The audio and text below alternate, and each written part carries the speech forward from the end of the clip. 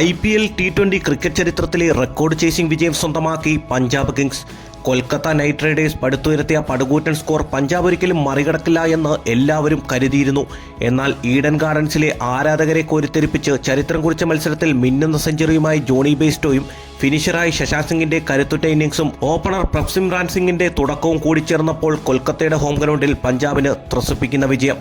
ഗംഭീര തുടക്കം കൈവിടാതെയുള്ള മുന്നോട്ടുള്ള കുതിപ്പിൽ വിജയമല്ലാതെ മറ്റൊന്നും പഞ്ചാബ് ബാറ്റർമാർ ചിന്തിച്ചിരുന്നില്ല.